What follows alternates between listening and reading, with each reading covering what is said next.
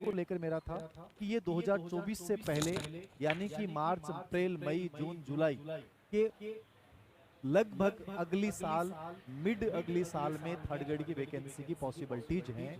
फिलहाल कोई पॉसिबिलिटीज नहीं है। संस्कृत शिक्षा विभाग की आ जाए तो आप कर लें, अन्यथा आपको दूसरा ध्यान दे लेना चाहिए। वो कुछ भी हो सकता है, आप नेट करें, आप एमए करें, आप कोई भी आरएस करें, आप अधीनस्थ सेवा चयन बोर्ड की कोई एग्जाम की प्रिपरेशन करें, कोई भी कुछ भी करें, ये आपके लिए पहला सुझाव।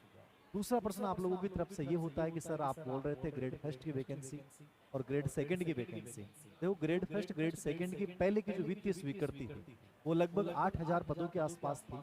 अभी इन्होंने वित्तीय स्वीकृति 3800 पदों की दी। अब इस सरकार पे डिपेंड करता है कि वो उन पदों को मिलाकर वैकेंसी निकालती है या केवल 3800 पदों पे निकालती है। फिलहाल का अपडेट ये है कि जो 3800 पद ग्रेड फर्स्ट और ग्रेड सेकंड की जो 3800 पद थे, जिनकी वित्त विभाग ने भी फिलहाल स्वीकृति दी थी, ये 3800 पदों की अभ्यर्थना वित्तीय पदों की स्वीकृति फिलहाल शिक्षा विभाग के पास है। किसके पास है? शिक्षा विभाग के पास।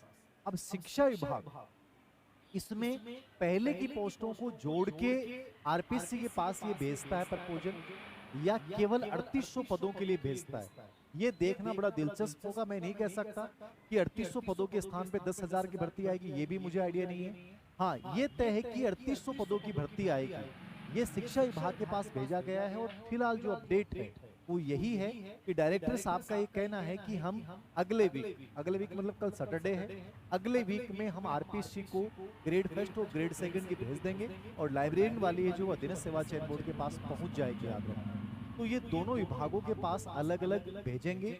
अब आरपीएससी इसको अक्टूबर फर्स्ट वीक में, यानी अक्टूबर फर्स्ट वीक अपन मान रहे हैं कि अक्टूबर फर्स्ट वीक जो है वो स्पेशली सबसे इंपॉर्टेंट है, क्योंकि यहाँ हो सकता है कि अक्टूबर फर्स्ट वीक में या सितंबर लास्ट में चुनाव आयोग, भारतीय चुनाव आयोग का एक दल आएगा और वो स्थितियां देखेगा और उसके बाद जो तीनों राज्य हैं उनमें से राजस्थान का नंबर हो सकता है शुरुआत में आ जाए, बाद में आ जाए, वो अपने ऊपर डिपेंड करता है। वो हो सकता है अक्टूबर फर्स्ट में आचार संहिता लगा दें, अक्टूबर सेकेंड वीक में लगा दें, ज्यादा चांसेस हैं कि अक्टूबर सेकेंड वीक में आचार संहिता लगे।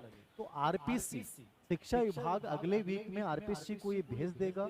अब आरपीएससी इसको फर्स्ट वीक में जारी कर पाती है कि नहीं कर पाती है, ये देखना होगा। अब मान लीजिए आपका प्रश्न हो कि सर मान लो शिक्षा विभाग ने 3800 पद या जो पहले की स्वीकृति है दोनों को मिला के आरपीएससी को प्रपोजल भेज दिया कि आप इतने पदों की जो है अभ्यर्थना विज्ञापन जारी कर सकते हैं। अब आरपीएससी उसकी लीगली जो है उसको राय लेगा, उसके अकॉर्डिंग देखेगा और उसके बाद विज्ञापन जारी करता है। क्योंकि आरपीएससी की सिचुएशन ये है कि इनको कॉलेज एजुकेशन में पीटीआई और लाइब्रेरी थर्ड ग्रेड का विज्ञापन निकालने में महीना भर लग गया, तो यदि इतनी सुस्तता के साथ निकालेंगे तो आचार संहिता लग जाएगी। अब दो प्रोसेस होती हैं, गवर्नमेंट या तो आचार चुनाव आयोग के पास पहले परमिशन भेजे कि हमें ये निकालना है। अमूमन विज्ञप्ति के लिए जरूरी नहीं है कि चुनाव आयोग परमिशन दे, यद्यपि पोस्टिंग और ज्वाइनिंग इनके लिए चुनाव आयोग की अनुमति से किया जा सकता है। चुनाव आयोग अनुमति देता है, जैसे मान लीजिए ग्रेड फर्स्ट के रिजल्ट आएंगे तो उनको पोस्टिंग दी जा सकती है चुनाव आयोग से अनुमति लेके आचार संहिता लगने के बाद, तो वो कोई बड़ा इश्यू नहीं है। लेकिन क्या नई भर्ती की विज्ञप्ति जारी हो पाएगी, ये थोड़ा सा डाउट होता है कि आचार संहिता के बाद क्या हो पाएगा। अब देखना आपके सामने यही है।